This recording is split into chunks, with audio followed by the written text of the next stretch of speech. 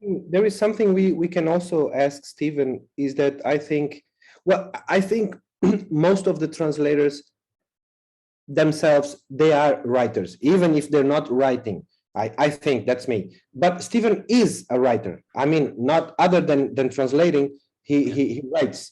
And I think, I don't know, how does it help or does it not help you, Stephen, to be a writer before or during or at the same time as you are? I think it's essential for me. It wouldn't be for everybody.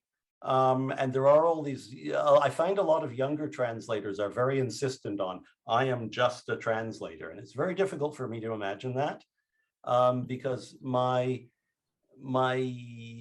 yearning to translate comes out of my own writing in a way, because I write and I work with language and I see it sort of can take strange shapes. And then I want to push that farther.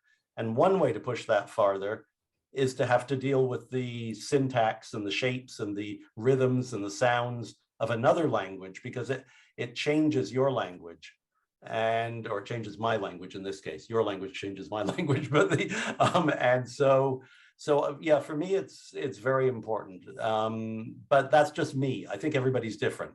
You know, it's not the novels I write are anything like the novels you write, but it's just the question of the engagement with language and the way in which it creates this longing to sort of do better, to discover some resonance that isn't there in your current way of writing.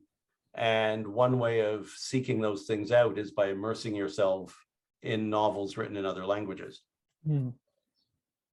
Yeah, it's particularly like, ones that are written in written in a very innovative language, as Ondjaki's novels are, and that really pushes you. This reminds me a little bit of an essay by Yoko Tawada. She's a Japanese author, but she lives in Berlin and she writes both in Japanese and in German.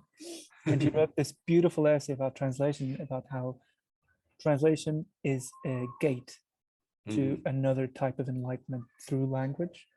And I think this is very much what happened with Transparent City, because Ondjaki's language is very it's very playful, it's very melodious and harmonious, and there's a rhythm and a cadence to it, and even the words themselves, the way Ondjaki is inventive around language with both Portuguese and the Angolan dialects, and how they mix together, and he creates a sort of identity that it's very present throughout his writing, and to bring that into English is a daunting task. And like you said, you have to invent, you have to like create your own language for this, your own